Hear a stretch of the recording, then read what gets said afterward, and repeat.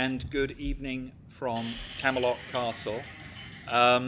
We are joined tonight, as we like to say here, this is the epicenter of freedom and of political thought. But tonight, I have to say that our guest has completely outflanked us because we are joined live from the White House. And I'm going to bring her on stage right now. This is Chanel Rion, if I'm saying that correctly. Am I usually, Chanel Rion, is it? Rion? Yes. Rion. Anyway, It's Rion. Very warm welcome to Camelot Castle. Thank you. Now, could you explain to our viewers exactly where you are at the moment? Yes, this is a place I believe many of your viewers will recognize, and I will walk you through the not so glamorous portions of it first. And I will turn the camera over. I don't know if you recognize that. Wow. So that is actually that is the West Wing there, or which part? We're in the White. That is the West Wing, and I'm going to walk us over here to the residence of the White House. Wow. That is absolutely beautiful. And what a lovely day it is in Washington, D.C. It is a lovely day. Has it warmed up a bit there now already, or?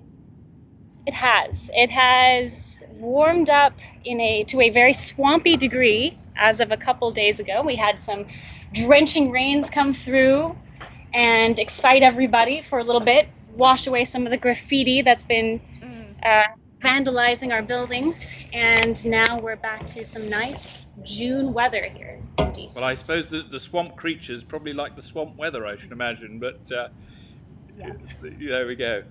They thrive under it, certainly. Thank you for showing us around. It's beautiful. Absolutely beautiful. Now, for our British viewers, of course, you have a lot of fans over here in the UK because, as many of you know, Chanel is the rising star of the White House press corps. She's the president's favorite reporter. It's pretty clear. Well, I think she is probably. Absolutely, because she's very direct and very honest. Absolutely. And she's there to report the news, which is so refreshing, and it just warms my heart whenever you ask questions. And I see that finally he can have a break and actually really answer something that actually matters. Well, that's very kind of you guys to say so. We certainly try at OANN to make sure that we're asking questions that are not driven by any particular narrative. And what's really interesting about how this White House is covered these days is you have a press corps that, for the most part, is driven to seek information solely to damage the president and the administration, which is a rather extreme corruption of what journalism should be. Journalism should be that you are always curious, you're always asking questions that society and the world is interested to hear from people who are in positions of power. You are there to challenge them and there to also support facts when they come out. And that really has been the mission of OANN in covering the White House. And it's extraordinary how just covering the facts and not being driven by any kind of particular hatred or vitriol really has brought a lot of attention to us and how we approach the news and how we approach coverage, and in turn has also inspired a lot of hate and resentment from those who are trying to push a very leftist narrative. So that's an update as far as the kind of coverage we provide. Well, we've noticed, I mean, obviously, we've been great followers of the Trump campaign since about June 15th when he came down the escalator 2015. And one of the things we've been trying to do here from Camelot Castle is to explain to ordinary people, how the president thinks and what his tweets mean and so on and so forth. And I have noticed the meteoric rise of OANN over that period. Could you just give a little bit of the history of OANN and then just explain how it is set apart from the other mainstream news channels? Sure. So OAN, I mean, it's a fairly new outlet as far as outlets are concerned. You know, it was started by the Herring family in San Diego, California. And unlike other networks who have a lot of special interests who own many shares in their company, this is a network that is owned solely by the Herring family, and they have one goal in mind, and that is to bring an alternative to the raging, screeching news headlines that surround us every day that are driven by a certain side or a certain narrative. We just want to provide facts. We want to provide news coverage that no one else is really covering, and in that way, we have become known as the outlet that provides more news per hour than pretty much I'm challenging you to find other news outlets that cover more stories per hour than OAN does. We have 3 opinion shows that are very popular in the evenings, and this is where a lot of our, you know, opinion pieces come in. And we have 7 days a week we cover the White House, and that's something that we do consistently. We do this every day, and it's not. It's one of the things that really makes our network unique is that we've set ourselves apart from the very breathless and highly narrative-produced news that you see every single day through MSNBC or CNN. You know, you have correspondents who are provided a script every single day, and they're told, here's what we need to cover today, and you guys have to just follow that script. I challenge you to find the money that's behind these other networks. You follow the money and you find all these interesting elements that are guiding and directing their opinions. With OAN, it's a very clear path to one family. It's a family-run business, if you will. It's kind of a funny way to phrase that, to think that a news organization could be a family-run business. But we're in over 40 million homes. We are broadcasting worldwide, but here in the United States, we've created quite the following from people who really just want fact-based news, which is what we do. It sounds contrite, but it's much harder to do than you would think. So, you know, compare OAN to other networks. You know, as the White House correspondent here, I am not given marching orders every morning. I get to wake up every morning, look at what the news is, decide on my stories, produce my own investigative specials, and it's such a freedom that I really did not realize was so rare in the news business.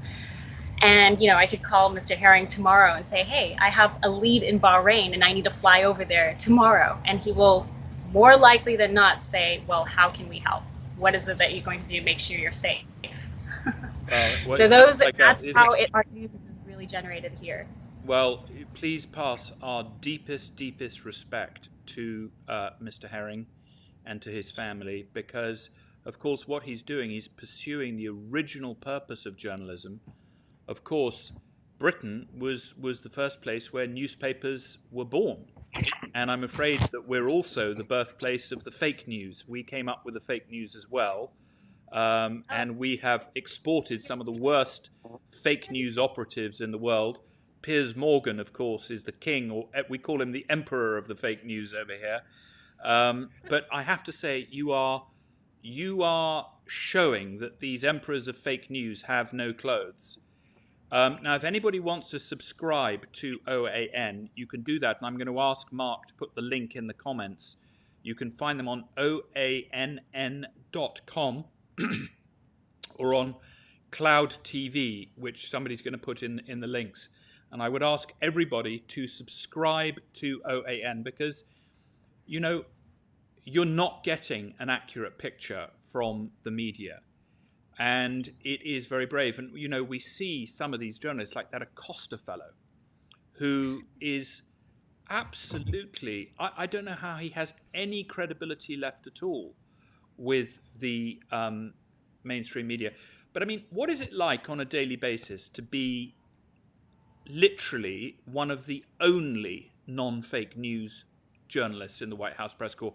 I mean, are they a bit mean to you, these other journalists, or do you actually all get on all right, or do they bully you? You've given me quite the crown that I'm the only non-fake journalist.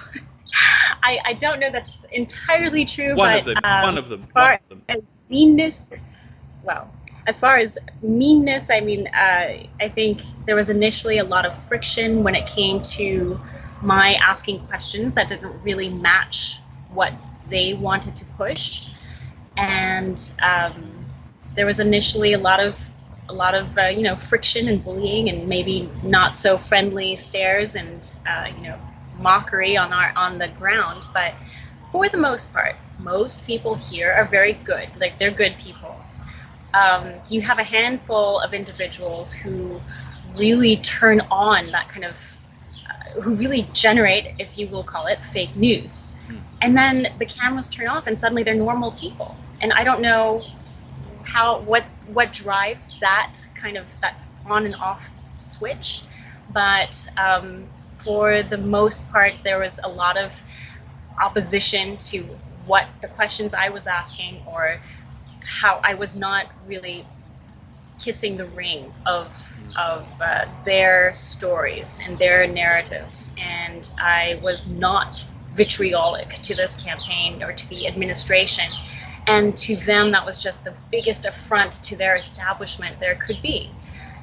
Normally, they got away with being able to pressure individuals who were not part of the groupthink. They could slander you, write stories about you, put all kinds of things out there that weren't true, which they've done to me. And the usual expectation was that once you were attacked and slammed by the press, you would cower your tails and run off, to cower your tail and run off. But I think they've since realized that no matter what they do to me, I'm still going to show up to work every day, and I'm still going to do what I always do. I'm not going to bend to their will or to their narrative. And so I think once that was established, the relationship and I think the environment evolved into a more civil one, and that's taken about a month and a half or 2 months at least. Because how long have you been a journalist? You've been doing this for how long yourself personally? Myself personally, 1 year and 1 month. That is incredible. Tell us, how did that happen for you?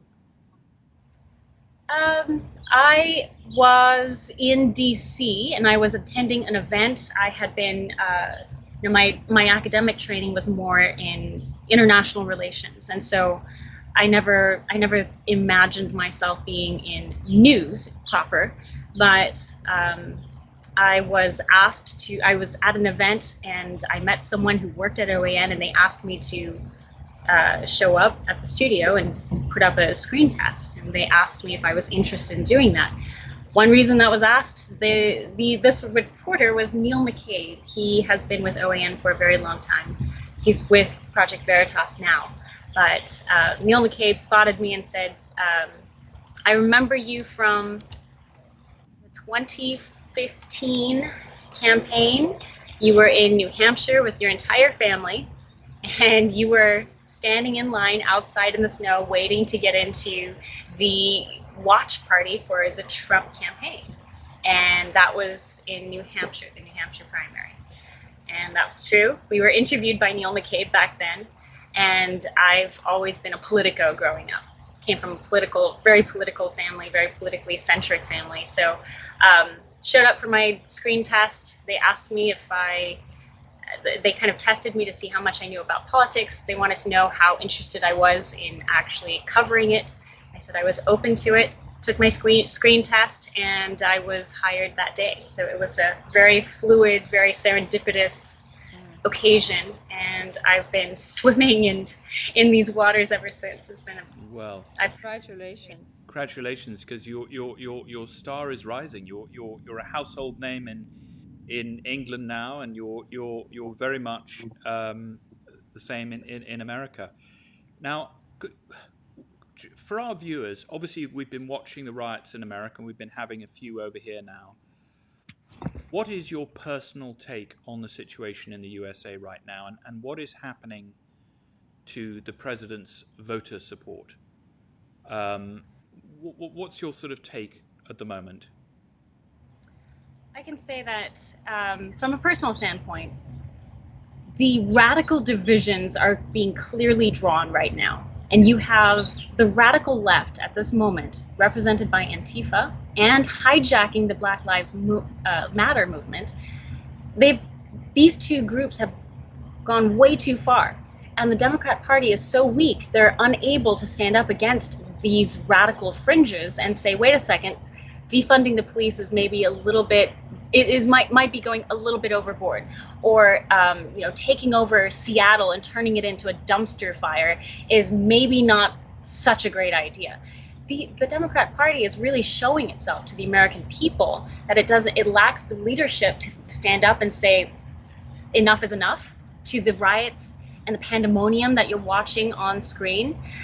And it's also showing that if it really comes down to it, the left has these radical, deep-rooted, very hateful ideas that they want to impose on the entire world. And so when you take all of that, I think that the American people, the average American, is watching this and saying, I don't want to have a neighborhood where if my house gets broken into, I can't call the police and I can't find help. I don't want to have a world where I have to show my papers to a bunch of Antifa people and tell them that I would like to join their commune. People don't want to do that. And that's what you're watching on screen, if you're watching it on screen, are really the radical few who have taken over the Democrat Party. And I don't imagine the Democrat Party taking hold of this pandemonium anytime soon. And it's playing out on live TV. Americans are watching it, and it's really not going to play well once responsible voters get to the voting booth. They want to vote for stability, they want to vote for prosperity, and they don't want to vote for a candidate like Joe Biden, who took 3-4 days to finally come up with a statement saying that he opposed defunding the police. I mean, can you imagine a leader who took that long to decide whether or not law enforcement was a good thing? That's what we're watching on our end. And so I would like to give you some examples of what kind of numbers the White House is looking at and kind of gathering hope from. I was just speaking to the co-chair of the Republican Party in Florida, and he gave me some really interesting numbers this month. He said that in 2016, 32 of the Republican states Republican counties in Florida were Republican out of the 67. So 32 out of 67 were Republican counties. Now you fast forward to now, and you have, let me see his numbers, you have 46 counties that are majority Republican out of the 67. That is a 20% increase where states have actually flipped from blue to red. And this is in the state of Florida, which is a swing state. This is a state that the Trump administration, the Trump campaign really needs to win if they want to win the White House in 2020. So that's just an example of what is happening on the ground, even though the press will say that national polling is disastrous for Trump right now. You saw the president just putting out that his own pollster, John McLaughlin, who's a brilliant guy, John McLaughlin came out and said, look, all these polls are wrong because they're sampling non-voters. You need to be sampling potential voters to get an accurate picture of what's going to happen. So I think that the left is really going to overplay their hand, and they're not going to be able to rein in some of the wilder elements of their party. And the voters, on average, the average American is not going to put up with it. I mean, the average person really doesn't do riots. They like law and order, and they like to win in life, and they want their children to have a peaceful idea of life. They don't really, and really, I get quite offended when I hear that people are accusing America of being a racist society, because I lived in America for 6 years. And of course, there are rare examples of where you have an individual, and nobody is trying to excuse the behavior that we witnessed from that police officer. But the idea that the police in America are racist, or that the police here are racist, or that there's some sort of institutionalized racism. I've never lived in a freer country And I can say, as an English person, I used to fly back to America regularly after I left there in order to just get a dose of the freedom and to get a dose of what you guys are keeping alive, which is why I really appreciate what you and what OAN and what the Herring family are doing, because when the truth gets corrupted, it destroys society. And I really feel that the media and the fake news, not the good media, and there are even, I sort of understand why the fake media do what because they're being paid to carry that message. They have their bosses and they are given their scripts. I mean, we've all seen these YouTube videos with all of these people just saying the same thing, and they're handed their script out every day. And I understand they're guns for hire, and I understand they've got jobs and they probably need to pay their mortgages. But a journalism it's an honorable profession. It's a duty. It's a noble profession. So I think that it is very, very important. You had a question, darling, for Rion, didn't you? Oh, yes. I just wanted to understand, what are your personal goals as a reporter? Where do you see yourself going from now? Well, it just seems so odd to have to answer that, because I feel like I've only been in this entire industry for such a short amount of time, but I have learned a lot in the process. I think that my personal goals are really that I would like to, at one point, look back and know that I never kissed the ring of the establishment powers. Wow. That I look back and I say, I told the truth in all that I did. I would like to look back and say that I helped to expose the minions and the gatekeepers and the snakes who are trying to usurp our liberties every single day. I would like to look back and say, yes, I did that. I would like to look back and say that I found stories that were overlooked, stories that were ignored, and I found them and retrieved them, and I told them well, and I shared them in a way that they could be told again. I would like to have looked back and said that I never gave up, I never gave in, and I always stood up for what was correct and right. And I especially want to look back and think that I enjoyed every second of it along the way. So I think those are I don't know if that answers the question, but I think it's mostly a looking beautiful purpose thing. That is such a beautiful answer, and you have done that already, and you do that every day. What you already said. I hope so. We have a long fight ahead of us. I mean, I'm just one person, but there's a lot of people in the world that really do have those same missions. They don't necessarily have the same platform, and I think that's a shame. And I think that that's another reason why I so loathe the establishment, and that's why I take great pride knowing that we are constantly shedding light on establishment powers who have gotten too big for their britches and have decided that they run the world. I think that people forget, when they're under so much authoritarian control, they forget to ask the question, is this necessary? Instead, we just go right along with what is always done. This has always been done. And suddenly you look up and you see an intersection with 60 cameras on it looking down on you and deciding whether or not you've picked your nose or you've thrown some trash on the ground. Like, we're going to reach that point if we don't have a society that understands we must continue asking questions. And you cannot have a society where asking questions automatically means you're a conspiracy theorist, which is something that I think the media is now turning into.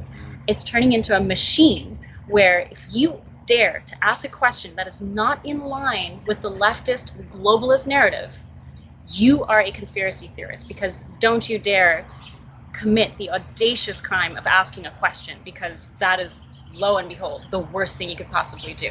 That entire apparatus, I would love to have been part of the machinery that clawed at that apparatus and took it down, destroyed it completely, and started over and allowed new media, citizen journalists, and people who ask real questions to have a platform to do so.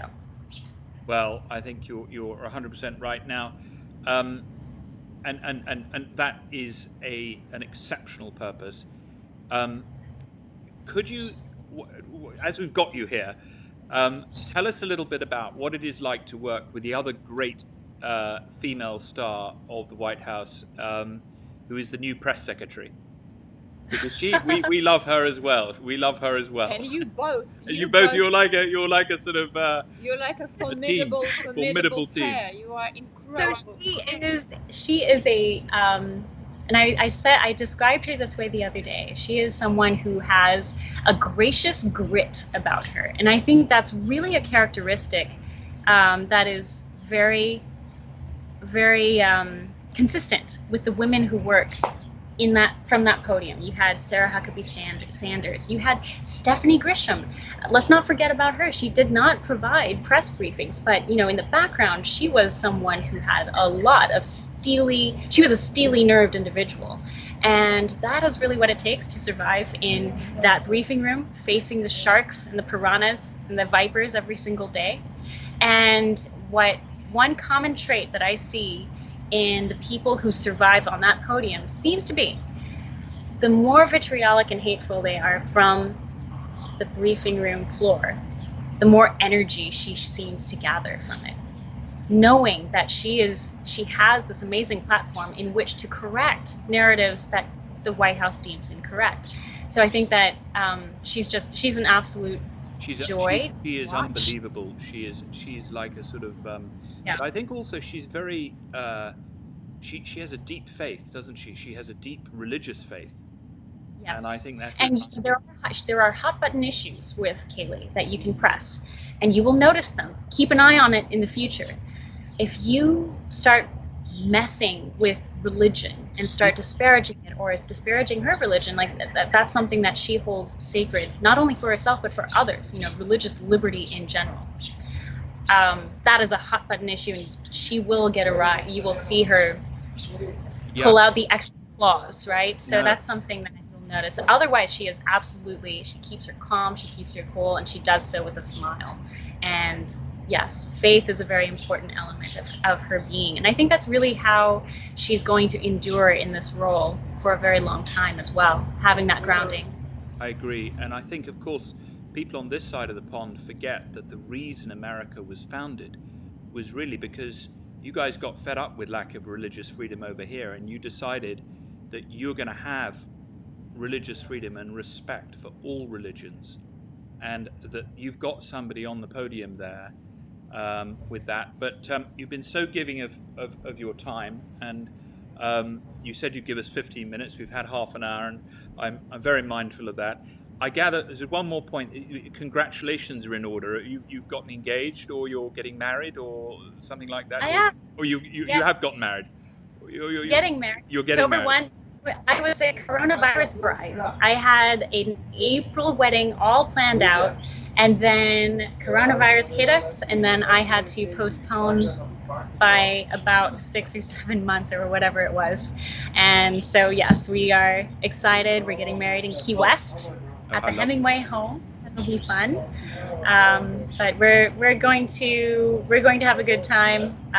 It'll be about a month before the election, so it should be a very exciting time. Well, that should be fun. Well, after the election, will you take your honeymoon after the election, probably, or you will do it before, or we squeeze it in before, just so that we can get it. We can get ready for the busy season ahead. Exactly. Congratulations. Well, if you come this way, we'd love to receive you at Camelot Castle, and we've got a great honeymoon suite here, which you can come and visit, and we would love to receive you here. Well, my fiance is a Sykes, and so he has very English roots. I don't know where exactly. I myself have Scots-Irish roots, along with my Korean roots, but I do have some roots over there with you guys. So Good. Hopefully we'll do heritage thing. Well, it'd be lovely to see you. We'll say goodbye after you just give us one more glimpse of the White House. Oh, yes. Could you show our viewers just one more time? Because a lot of people came on late. I just love them to see where you're broadcasting from. Of course. All right. Well, let me actually walk you through a little further than I did last time. Okay. Very kind. Thank you.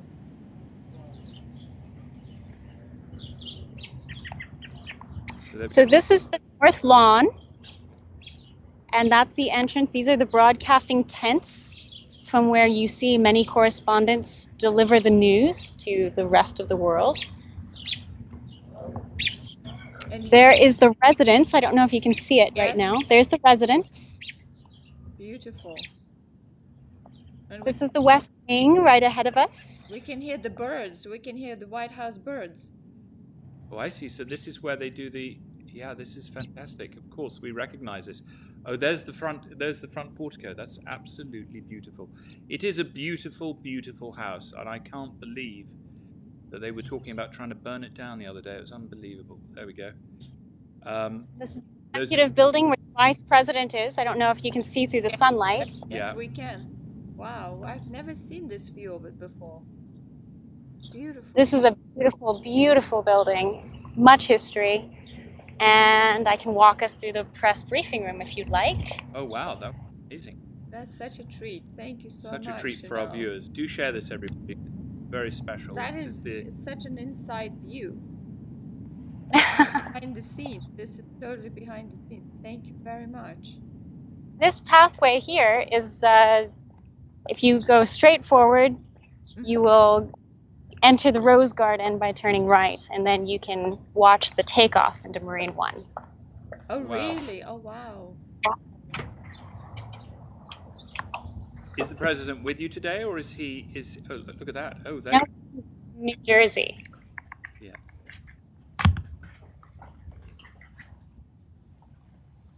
And that's your spot in the briefing room. I see. Fantastic, fantastic. This is where it all happens. Where it all happens. Yes, and this is where we stand. That's your spot. I stand right there. Yes, I read. And they've taped off our location. I don't know if you can see that. Oh yeah. Oh, yeah. Yes. Very good. You know, we wait for your questions every time there's a press briefing. We just wait for you to come on. And how can our viewers follow you personally? Do you have a Twitter account that they can follow you on? I do. You can find me at Chanel Rion, which is, it's as it sounds, ChanelRion. And from there, make sure you follow OANN, OANN.com. And OANN on Twitter. And we provide, again, 24/7 news. And it's something that a lot of people have been switching over, especially in the United States. A lot of people are starting to cut the cable and go straight to streaming programs they just want to watch. And if you're international, you can watch OAN from anywhere through Cloud TV or even Apple TV. If you have an app, use Smart TV, you can download the OAN app. So there are many, many ways to watch OAN. Please especially tune in on the weekends. We have 30-minute special investigations, deep dive investigations that are really amazing, really interesting. You will hear stories on our special investigations that you don't hear anywhere else. And right now I'm working on an update on the Ukraine-Biden story. Wow. And it has been so controversial that the Biden campaign has literally sent their media teams after me and OAN to have us not air the story. So hopefully your viewers will follow OAN and then be able to track that story once it's released next week. Well, you know what we're going to do? We're going to, on our Camelot Castle TV webpage, we're going to put a special link so people can subscribe to OAN, and we'll keep that on there permanently because what you're doing is so priceless, and I'm so glad that our viewers got a chance to meet you and get to know you. If you come on your honeymoon to England, you will stay as our guest at Camelot Castle, if that's something you want to do. And we would love to see you. We can do a broadcast from the round table. And that would be lovely. And I just wanted to tell you, you can't see this, but our viewers are absolutely ecstatic about the tour. They cannot believe they got to see it, and thank you so much. They love you and they will follow you, and you have so many supporters, not only in America but in England as well. You are very much loved, and you're like a breath of fresh air. We're all waiting for your questions. You ask great questions, and you can see that the president and the press secretary, they just finally they're really answering real questions that people should be asking from one person. So thank you so much for what you do. Oh, Irina, that's so kind of you to say. Thank you very much. Thank you, John, also. Thank you both. It sounds like you guys are still having a grand time despite the shutdown. So, well, we're doing our fight for freedom here. And we'll see you when we come to Washington, D.C. We tend to stay at the Trump Hotel a few times a year. So we'll get together for a drink. Good. Thank you both. Thank you so much for what you guys do. Thank you, Chanel. God bless. God bless. Well. Wow. What about that tour? That was pretty amazing. What do we think about that tour, guys? That was pretty. That we didn't expect that, did we, John? Well, I have to say that as we know, when one gets around that presidential orbit, even remotely, the energy of truth and the energy of light and the energy of positivity is actually palpable. You can feel it. And I felt it. I don't know if any of you felt that through the screen tonight, remotely to wherever you are, because, of course, this is a highly telepathic network, as we found out the other night. But, somebody says, why can't all journalists be like that? Absolutely, that's how they David should Mill. be, huh? Just to give us some idea, where is everybody watching from this evening? And please do share this feed. I'll put it up onto all the platforms. It'll be up on YouTube. It will be up on somebody saying, Chanel, please shake Trump's hand for me. Josephine McDonald says, brilliant. Vicky Aronson said, I love the tour of the White House. Gorgeous. Hilda Vandermillen says, yes, I agree fully. Could you please, Mark, put her Twitter, because people want to follow Chanel. Could you please put her Twitter handle again, and we'll put it on screen, because I think she should be followed. She's one brave woman. And retweet her, because, yes. she's very courageous. This takes tremendous courage to imagine. What she was saying earlier, I don't know if everybody caught it, that, she was bullied in the beginning by the other reporters. That's her. By the sort Chanel of by the establishment reporters in the White House, by the mean ones, and she really stood her ground, and now she has an incredible position, and the president absolutely loves her, and OANN, her station, and the press secretary, they both love her, because she asks the questions that the journalists should be asking, really, and the other ones, they really, what they're up to is scary. So there we go. Wow, that was pretty special. There we go. Somebody from Pennsylvania. Nancy, yes. John and Irina Mappin, yes, gather the truth, news for the truth, reveal when the time is right. Absolutely right. Nancy, very kind of you. I think Nancy joined us from YouTube originally, as far as I remember. Joined us from YouTube. She did. I think so. She did. Yeah, that's the correct address. Yeah, Beverly Johnson. That's correct. Please follow this young her lady on Twitter. She is incredible. I love courageous women. Angie says our POTUS is the one that invited God back into the White House. Absolutely. Absolutely. And this is I think also what's very interesting is that this also represents the fact that her station and the fact that she has had such a good, incredible rise in such a short time just represents the president. Yeah. Because he doesn't care what your background is, how long you've been doing that. He sees someone's doing a good job and they've been honest and they're really there for the right reasons, and he will empower these people, or that person. That's what President Trump is like.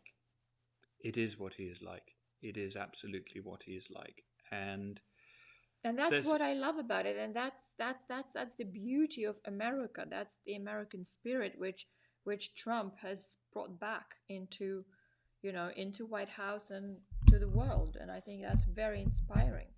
And it's incredible how just real she is. That's what few people said. She is real person, beautiful person.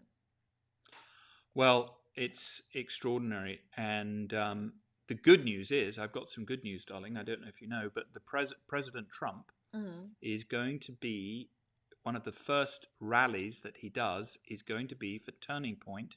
Yes, the Charlie Kirk. And I will just give you the data on that, when that is exactly. When is that now? He is going to do a whole, here we go, June 23rd in Phoenix. So if anybody's in Phoenix, Donald Trump is coming to Phoenix on June the 23rd. And he's going to be doing an event exclusively for Charlie Kirk and for what is called Students for Trump, which is the political arm of, this is a group which is able to, Turning Point is non-political, it's an educational establishment, but Students for Trump, well, that is political. And you can donate to that and have that part of your political donations. The other thing is some very good news. Brendan Strack spoke to a number of the people that we put him in touch with, and they are now going to help him. I had a call from a very good friend of ours in London who's going to help raise significant funds for him. Fantastic. So that's good. Well done. Because we have to remember all these things take money, and they all need to be funded. And if you want to get good luck, you need to flow your energy in the right direction. Yeah, because not everybody can do what he does, and not everybody can do what Chanel does. But if someone can support it with energy, that is just as important, isn't it? Because I think it is. Yeah. How many people does it take to get a, jet fighter up in the sky? Yeah, and we have some more good news, which I just put out on Twitter. Our other friend, Dr. Gina Loudon, or Loudon, I'm probably getting the name wrong. I never know how to say these names. But she has just been made president of programming at America's Voice, which is another new network that is coming up in the ranks. America's Voice News, the new voice for uncensored news across the country, is proud to announce that Dr. Gina Loudon has been named president of programming. And of course, we got to know her very well in Washington, D.C., and she's been extremely helpful. She's absolutely on the right side on a number of the important issues that we've been taking up. Charlie Kirk did a whole episode on 5G. As you know, we have been trying to make people aware of 5G for a number of years now. And recently, of course, we've been pouring the coals on that. And it's been very exciting. You should listen to Charlie's podcast on that. How did it all resolve? Well, it all resolved very well. It resolved very, very well. And because I fell asleep. Tali, you can't say you fell asleep in the middle of Charlie Kirk's podcast. It was 3 a.m. Come on, darling. You've got to do your 3 a.m. research with your keen husband. No, I heard most of it, but the last few questions, I didn't hear the final. What did Charlie's take? Well, Charlie just basically was asking the questions that need to be asked. Is it safe? Where is the scientific evidence that it is safe? And the head of the FCC was very communicative. Was he? And he gave his viewpoints and so on and so forth.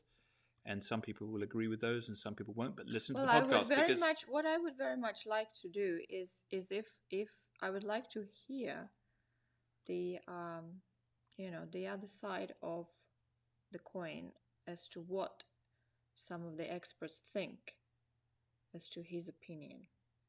Okay, good. So we got some experts on here. Yes. Listen to the Charlie Kirk podcast and send Irina an essay on FCC. What do you think? What do you think about his conclusions? Do we agree with him? Because he's saying it's absolutely safe.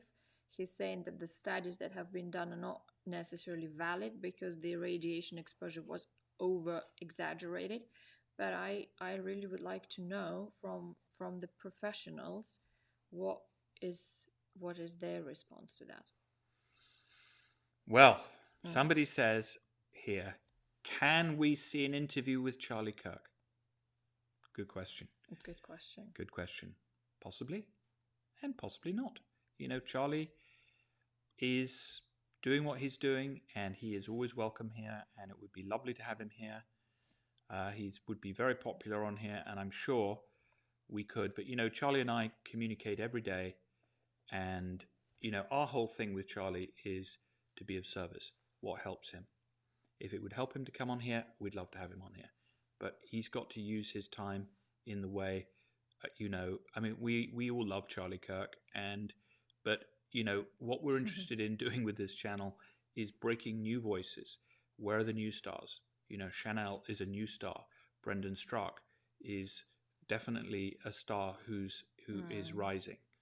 Charlie Kirk is very, very well known, and anybody can listen to his podcasts and so on. Yeah, so forth. It's his very opinions. well known. He's So, very, he's very gracious in that way. Dr. Buttar, absolutely. Well, Dr. Buttar is going on Kerry Kasem's podcast. Okay. So that'll be good, and I think that's screening very, very soon. But anyway, it's been a lovely evening, hasn't it? Fabulous evening. So uplifting after we spoke with Chanel. I feel uplifted. I feel feel like uplifted. I've got that White House. I feel endued with the divine power of the presidency and with the good fortune of America. What a fortunate country America is. And it really is upsetting for me that to people who consider for 1 minute that England is a racist country, or that How do America I is a contact you, Irina? How do I contact you, Red Documents on 5G? So you subscribe to Irina on Twitter, and what you do is you send her a PM on Twitter. Irina Mappin. I am Mappin. Mary, can you put my Twitter? But what I'm particularly interested in is in the response to the head of the FCC to his answers that he gave on Charlie Kirk's podcast. Yeah, I posted in my Twitter Charlie Kirk's podcast, and Irina will do that. That's what I would like, because I really would like to have specific bullet points as relevant to his answers that Charlie Kirk asked him on the podcast. That would be very, very helpful. Derek Milkowski. I never say these names correctly. I know you are trying to win a prize of mispronunciation of people's last names. Derek, who is one of Poland's great freedom fighters and a great friend of Camelot, says the tour in the White House was absolutely unique. It was unique, wasn't it? It was a bit unique. So that's exciting. And somebody said yes to Dr. Andy Wakefield. Marianne Goss. Do you mean, Marianne, to get Andy Wakefield on the show? I would love to get him on the show. And if you know him and if you could organize that, that would be very, very much appreciated. That is one person that I would really, really love to have on the show. He is an incredible man and treated very, very unfairly. Peter Southall is joining us, and he says that was a fabulous interview. The tour. So good to see the White House, and definitely felt her clear positivity. For those of you that have just come on late, you can see the show, but share this show, because we got a whole tour inside the press briefing room. We had Chanel Rion on, and just fantastic. If anybody here knows Andrew Wakefield and can set it up, or at least can make a connection, I would be very grateful for that. Yeah. By the way, if there is somebody who you want to come on the show, the easiest way to do it is you just contact them personally, and then say that there's a possibility that might be possible or whatever, and then submit their details with proper contact numbers, because that way it makes it a lot easier for us if we have the actual contact numbers, and just send a message to General Manager GM at CamelotCastle.com. That is Mark's address. And I have to say, Mark, you did a very, very good job with this particular interview, because Mark set all that up. Well done, Mark. Well done, Mark. He organized Chanel's interview. And yes, Andrew Wakefield does live in America, but it doesn't stop him from, I think he's in Australia, actually, isn't he? Not sure. Isn't he married to... he's dating Elle Macpherson, but... Yes. I don't know where he is now. Dr. Thomas Cowan.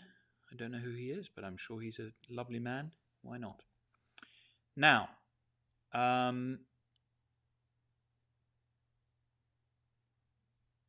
could we have An evening giving true data about what President Trump has done so far, especially for UK public. Yes, we could. Yes, we could. Absolutely, we could. Yeah. Yeah, we had that. We had Ty and Charlene Bollinger. We had them on. If you go back, you'll find their interview on our YouTube channel. They're very good. Camelot TV Network. Ty and Charlene Bollinger are on there. Now, I think that's about it for this evening, isn't it, darling? Dr. Sherry Tenpenny knows Dr. Andrew Wakefield. Okay, good. We know her quite well, so... Yeah. Good. We'll do that. Sasha Stone is coming back. Of course he will. He's come back. He's been on with us twice. He'll come back again, I'm sure, if we ask him. And, yeah. Good. Karen, thanks for retweeting some of my Twitter posts. Yesterday was an active day on Twitter. Now, there is something that we were going to show you. What? We've got that interview of Officer Tatham, who's a very good friend of ours. Yes. Clip. Okay. Officer Tatham, very good friend of ours, very good friend of Charlie and Charlie's and Candice. Very nice man. He put this message up, and I think, well, you saw it, and you thought he makes some very salient points. Share this. So press the share button, because we're about to play something quite controversial. Press that share button. All your friends will unfriend you. I got a question for you protesters out there. I got a question for you SJWs out there. For all you people that put in that little black box on your Instagram, I got a question for you. What have you accomplished? What has been accomplished by your virtue signaling? What has been accomplished by all of your protesting and looting and vandalizing property? What have you accomplished? Somebody riddle me this. How in the world, how on God's green earth are you protesting the death of one man, which leads to you destroying the lives of multiple other black people, multiple black businesses, destroying the economic success of multiple cities all around the country, and you have fervor, you have energy, you have passion when the black man get killed by a white police officer. Yet,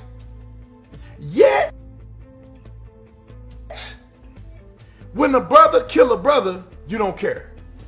When the police officer, former police officer, 77-year-old man, retired captain on the police department, done spent 38 years of his life protecting and serving, show up to a call for service, because you know when you a cop and when you've served people that long, it ain't just a job, it's in your spirit.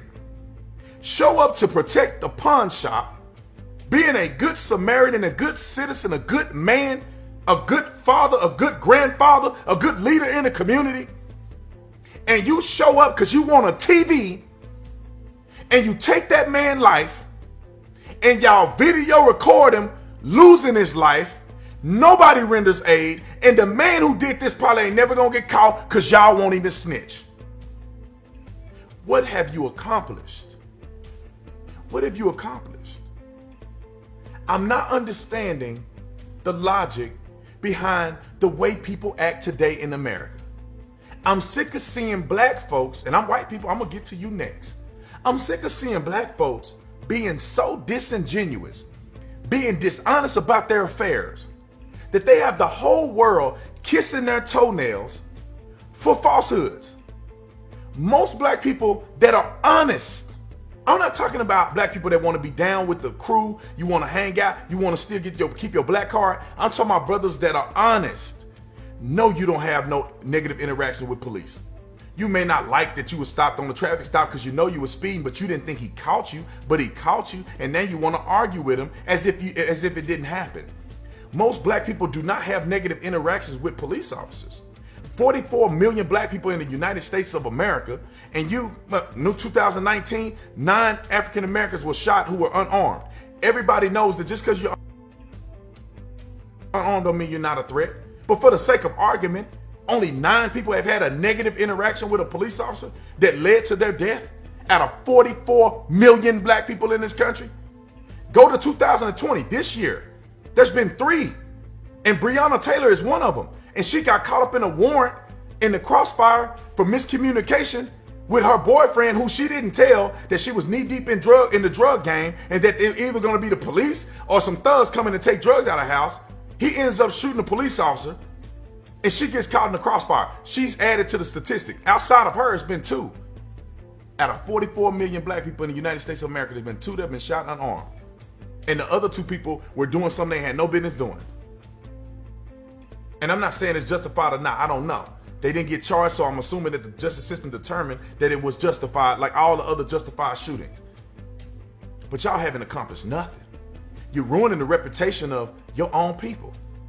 People looking at TV, watching black people beat the snot out of people, rob businesses, kill other black people with no mercy, pulling guns on black women in parking lots because you're so desperate and deranged and animalistic.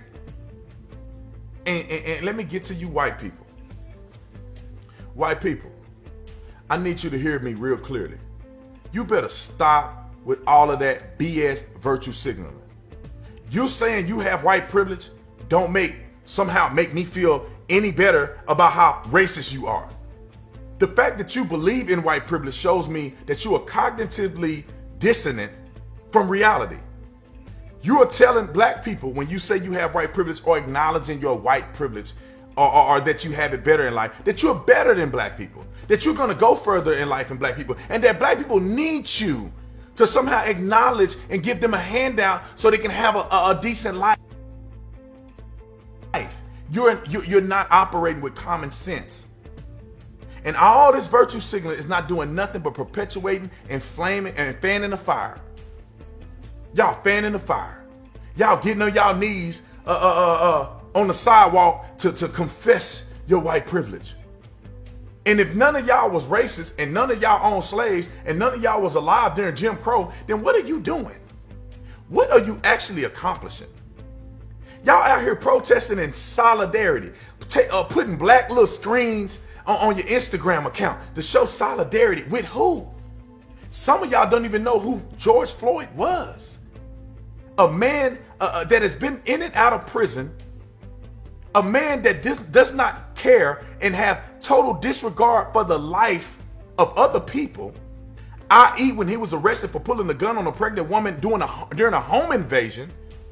And then he's found outside of the state where he lived at, where his wife and his kid, or at least his girl and his kid, live in Houston, Texas. He's in Minnesota on methamphetamines, resisting arrest from the police officers, trying to buy stuff with counterfeit money. And y'all out here giving life and limb to support somebody you don't even know, to support this idea of oppression in the community that is unsubstantiated. I've been black my whole life, grew up in an all-black community. We not oppressed. We're not oppressed. We oppress ourselves through cultural dynamics that we refuse to identify. It ain't the white man, it ain't the system. The system will make you rich if you do the right things. How do you think Jay-Z? How do you think P. Diddy? How do you think Michael Jordan? How do you think LeBron James? How do you think Madam C.J. Walker in the early 1900s was the first female millionaire to ever exist out of any race? How do you think that Ben Carson got to where he's at? One of the greatest men to ever live. Ben Carson has done things that nobody has done in the whole world. Came from a single parent home. Mama couldn't read. The system ain't against you. You are against you. People are brainwashing you to be against you. They're brainwashing you to be against them. So then they appear to be against you. Wake up, people. I make these videos. I go to war with y'all, for y'all, so that people can wake up like I did. I was a victim of that mentality. Oh, the white man this, the police this, and then I grew up and I grew out. I grew up and I got saved. God changed my heart and I can see things clearly. Ladies and gentlemen, we're not wrestling against flesh and blood. We're not wrestling against racism in this country. We're wrestling against good and evil. People that are good are good. People that are evil, they're going to find a reason to not like you and to do harm to you. Whether it's your race, your nationality, your city, your town, what ward you in. Come on, people. Come on, man. Let's put all this BS behind us. Let's put it all down. Let's stop with the madness. Let's stop with the hatred of the president. Let's stop with the hatred of the white man and the police. put it down and go look in the mirror, and you talk to that man in the mirror, that woman in the mirror, and you ask them simple questions. What have I done to make my life better? What have I done to make others' lives better who live around me? What do I plan to do in the future to leave this planet better than it was when I got here? Ask yourself those questions in the mirror. And when you have an adequate answer to those questions and you put that into action, the world will be a better place. If every person does that, everybody, no matter what you did, even if you're in a prison cell, look in your mirror in the prison cell and you ask yourself those questions. And when you have a solution to those questions and you have action behind those questions, the world will be a better place. And you don't need to worry about the government. You don't need to worry about systematic oppression. You don't need to worry about white privilege and all that other stuff that man put on top of your head to keep you down. You don't have to worry about all that stuff. You can be free and you can be prosperous. I'm done.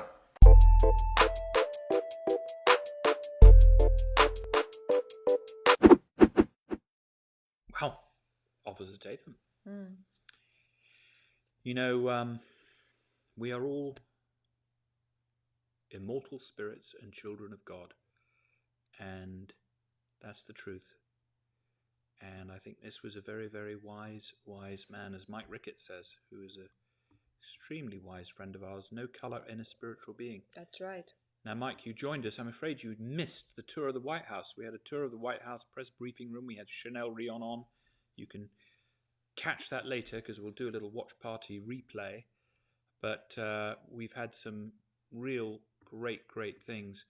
You know, the truth of the matter is that all this rioting that we're seeing, all of the demonstrations that we're seeing, there's a third party. There is a third party, and there is one very, very good video which I'm going to post on my Facebook feed this evening. Again, I post it every once in a while because, you know, if you ever have two individuals that were getting on and then they stopped getting on for whatever reason, and for whatever reason it just seems to be a little bit chewy, what we have discovered is that there is always a hidden third party. Now, you could have two families and they're not getting on, but they did originally get on, and then all of a sudden they stop getting on and they can't seem to repair the upset. You'll find there is a hidden third party that is either in the ear of one family or in the ear of the other family. You have two groups. They used to get on, but now all of a sudden they don't get on. And what you find is that you have hidden. You know, darling, can I say you are very, very color coordinated With the to microphone. the microphone today. Yeah. That is really excellent. Well tried. done. I Well really done. tried. Well done. Well done. Now, you have two groups, and they were getting on, but then they stopped getting on for some reason. For whatever reason, those two groups can't seem to get together. What you will find is that there is a hidden third party. That is the cause of the upset. You might have two countries, and they were getting on, but then all of a sudden, they stopped getting on, you know? And you will find that there is a hidden third party. Now, there is a way of discovering that third party, and there's a document called the Third Party Law, which I'm going to ask somebody to post in the comments. And there is also a film that you can watch called The Third Party Law, funnily enough. And I think that this is one of the most useful pieces of information. In fact, it's why Irina and I are married. Because, funnily enough, when we first met and we went out on our first date together, and I'm sure Irina will recall this, it's not every day you meet the most amazing man in the world, but on our first date, she told me that she wasn't getting on well with her mother.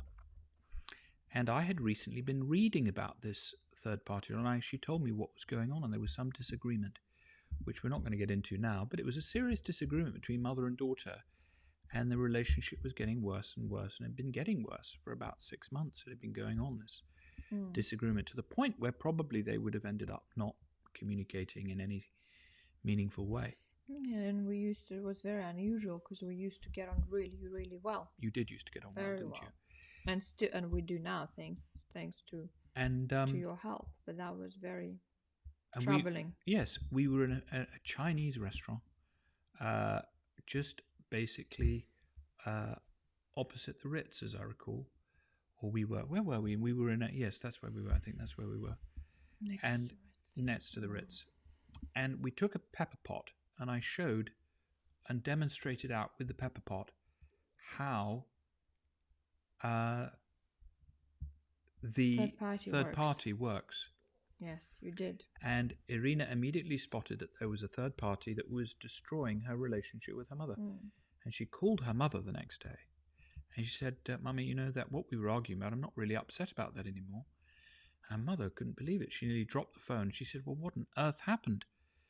And Irina said, well, I met this fellow and he told me all about third-party law. Of course, that worked for me very, very well because, when you win the mother-in-law, that is half the battle. That is half the battle in a courtship. So, of course, Irina's mother was very interested in this. And you and your mother, I don't think you've really had an argument since, have you? No, not really. Because once you spot the third party, it's a very, very useful thing to be able to do. Yeah, because it can ruin someone's relationship forever. Forever. Sometimes people just never repair their relationship and they don't know why. And it's a hidden third party. It happens with friends. It happens with families. And, we have to be really responsible for ourselves because sometimes it's kind of like human beings sometimes like a little bit of a gossip, and it's okay to gossip a little bit, but if you get suddenly someone telling you something negative about your friend or about your family member, it's also your responsibility not to listen and not to accept it.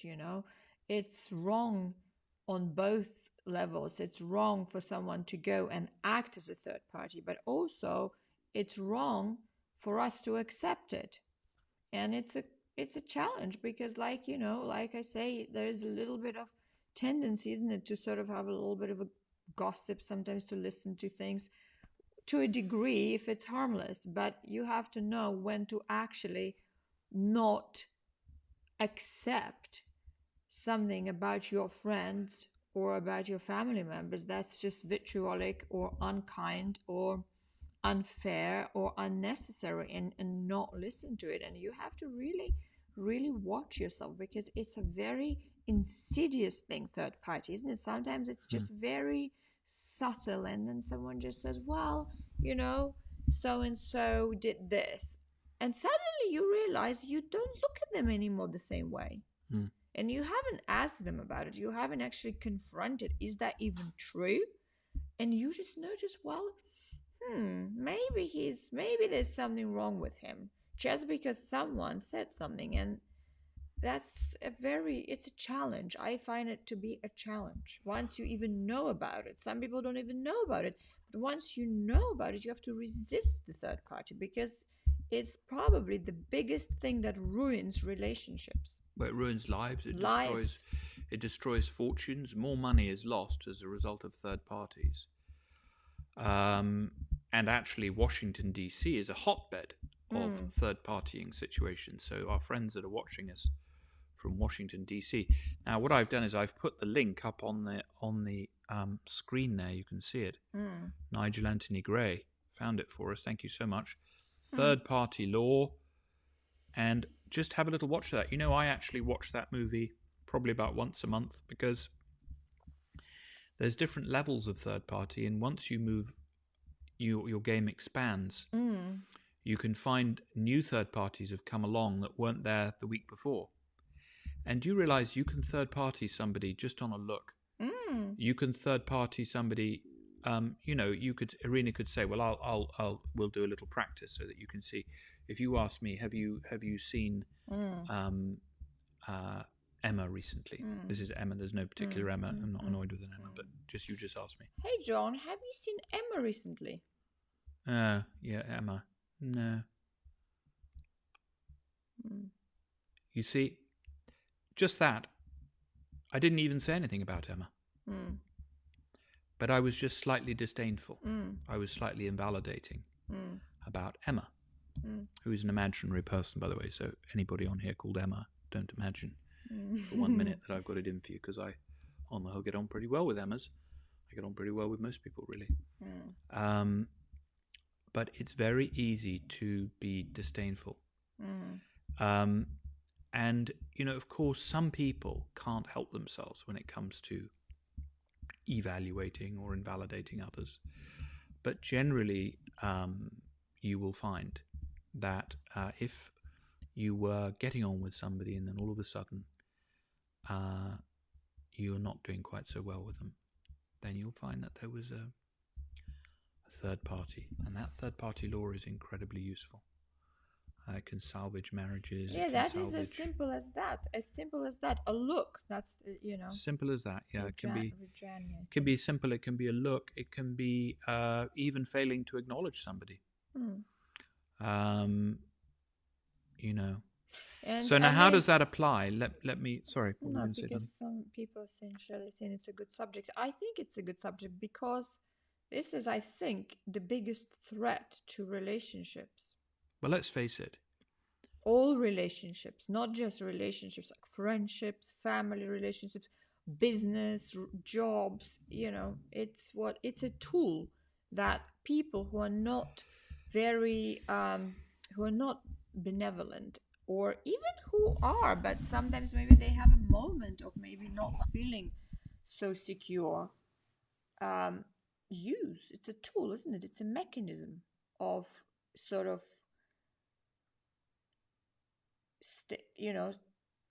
it's an imaginary mechanism of holding on to power.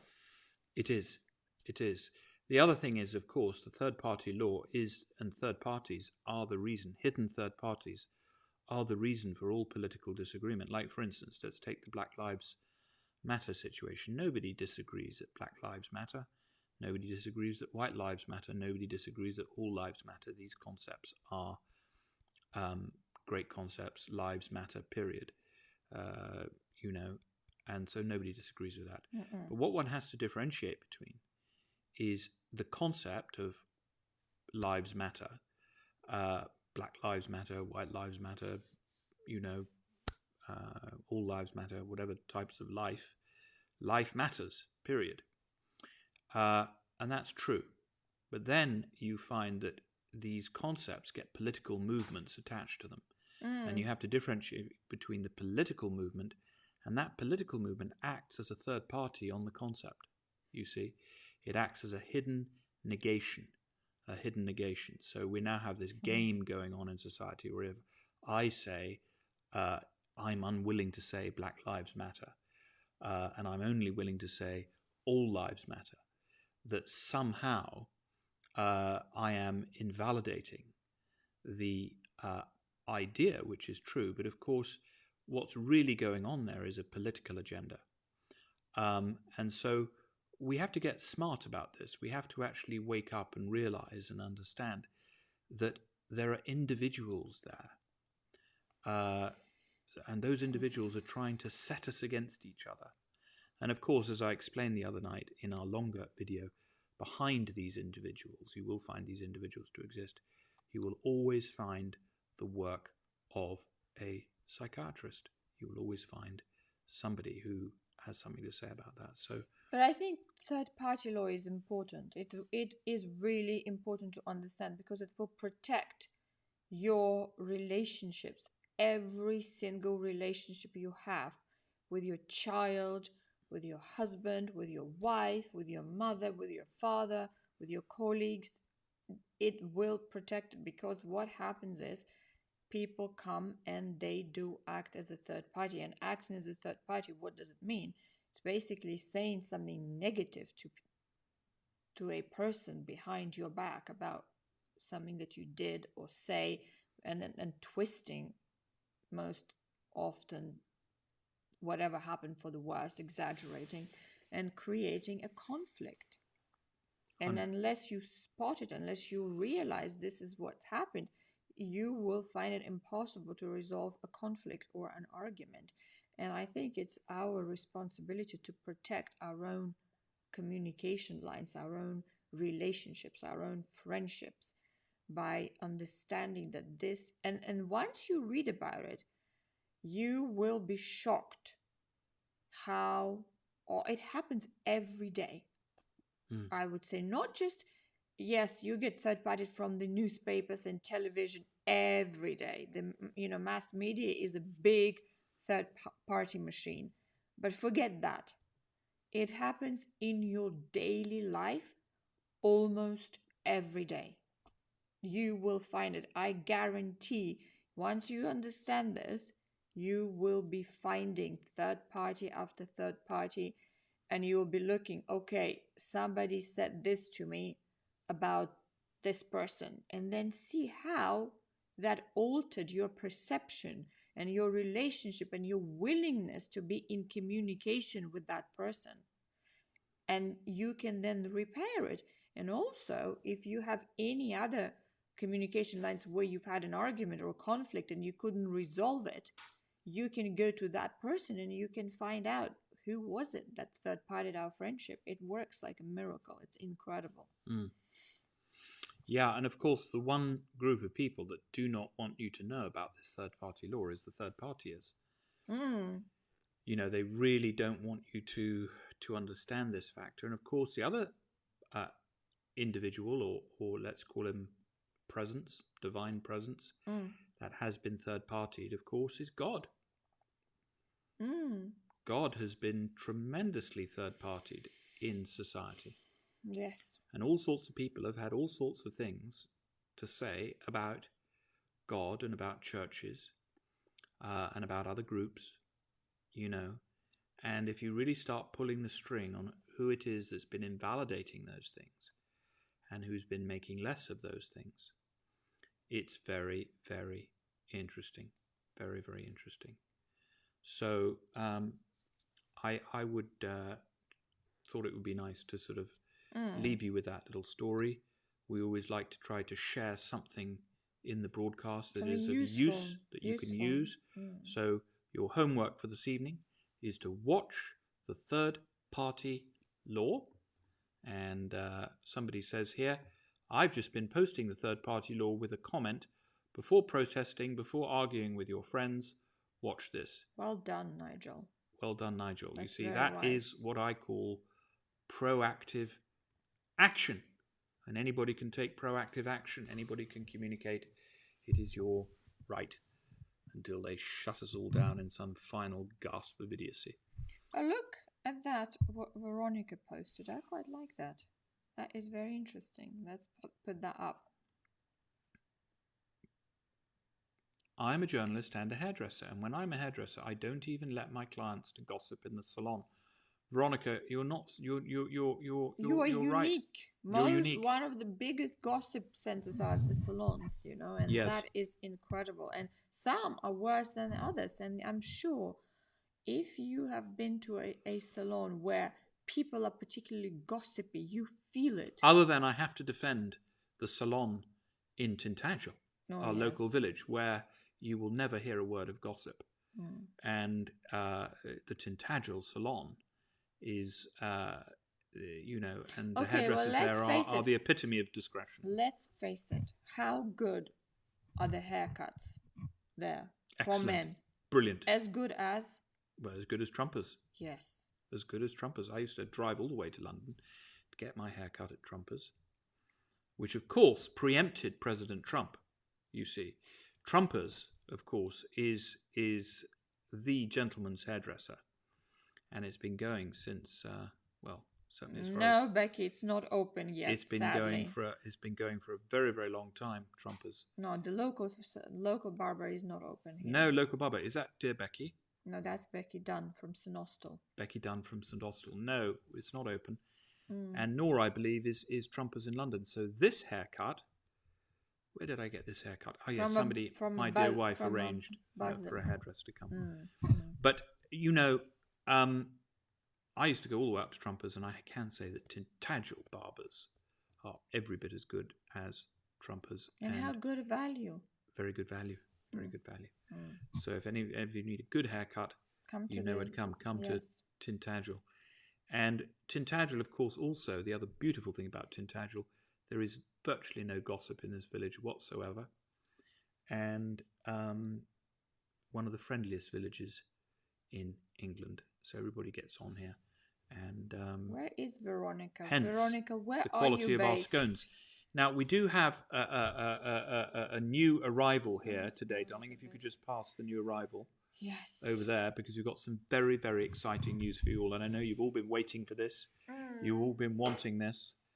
And look at what we have here. That's again Mark. This is Mark, and who is not only technical division, but he is also in charge of merch, as we call it, merchandise. Now look at this.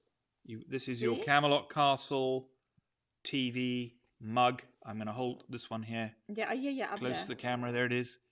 Camelot TV Network. And actually, I have to say, we ordered a few to see what they're like. And they're good quality. They are really good quality. And inside, I have to say that. See, they're all different colors inside. Show. Irina's even having a cup of tea in hers. Yes. But this one here, I'm going to show this one. I'm going to show this because this one's actually, you've got two varieties. That's the basic or common garden variety. Nice. This is the other one, and it's got this on one side. And it's got, you see, it's got the Statue of Liberty there. And that obviously is from our New York Camelot Castle TV. And this here is from London. It's got Big Ben, you see. So you've got New York and London. And you can get hold of your Camelot Castle mugs and your Camelot Castle vouchers. I'm going to put it on the screen. You lucky, lucky people. You didn't even know it's Christmas and birthday and Easter all come together. There you go. CamelotCastleShop.com. CamelotCastleShop.com. And you get your vouchers there. We're going to be opening soon. The weather here is going to be marvelous as soon as we open. Right now, Henny says, "I love the sweatshirts you got there too." Yes, they're sweatshirts really good. are fantastic. They're all good. It's all good, and there's some wonderful things. That's a lovely blue. See that even color coordinated for the broadcast. Very good. See, and it's really well made. It's not gonna come off in your dishwasher. It's dishwasher safe, isn't it? Dishwasher safe. Right, there you go. There you go. Well, that's it for this evening. It's been an absolute treasure of an evening, and we will see you. And a lovely guest we had. We had a lovely guest. Thank you, Chanel. We'll see you when we come to Washington, D.C. She's an inspirational woman. Yes, she is. Yeah, amazing. She's going to go a long way, that one. She's going to go a long, long way. And we're going to help her. So everybody subscribe to Rion, retweet her, help her get the message out. She's a brave lady. She's taking on the Biden's corruption in Ukraine. I'm not sure even I would dare to do that one. I think she'll do well with it. I think she'll do very well. I think Biden does not know, and his campaign, they do not, this is something that they haven't really figured out how to handle someone like her, who has the support of the President of the United States. I think they'll maybe break their teeth on that one. Good. All right, darling. Well, thank you so much. Good night, everyone, and thank you for joining us. It's been a pleasure.